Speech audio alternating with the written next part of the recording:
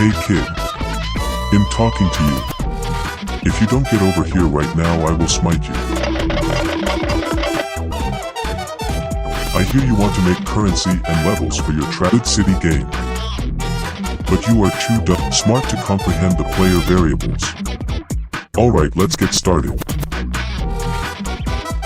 There are two player variable paths, the player variable editor and player variable condition.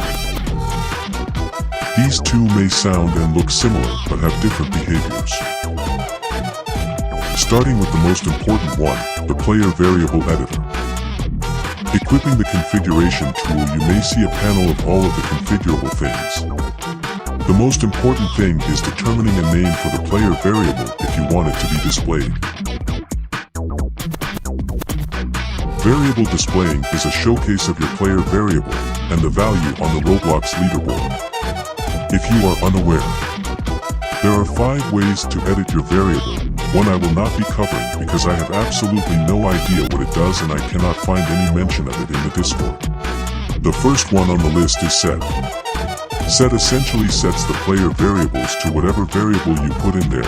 For example, if you had 10 levels and you put 5 levels under the value modifier, you would end up setting the level to 5. Second on the list is increment. It is pretty simple. It gives you the ability to add or subtract any value instead of setting it to what was inputted. To subtract, simply put a negative symbol in front of your number while on increment. The last two are so simple that I can do them both at once. Guess what they do? Divide and multiply. Would have never guessed, right, Lil Bro? The player director at the top is, as is on the bottom. At A, standing for all players. At mean, nearest players to player variable editor. At new, nearest player to activate. At R, a random player.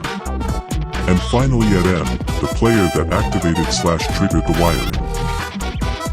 The final thing you need to know about this block is the variable ID. The variable ID acts as the select number attached to the player variable.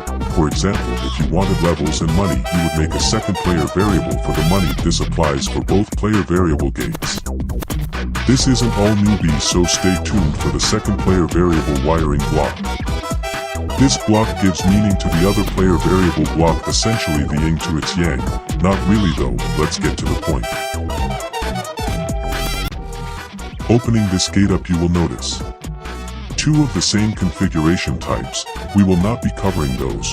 We are only covering the 2 top ones because we have already covered them. Stands for equal to. Stands for not to equal to. The first one stands for less than and the second greater than. The first stands for greater than or equal to, best used for buying/obtaining things based on level or currency. The second stands for less than or equal to. Last but not least, the value, or the value requirement. It is the requirement which, based on the condition, should be met to activate the rest of the wiring.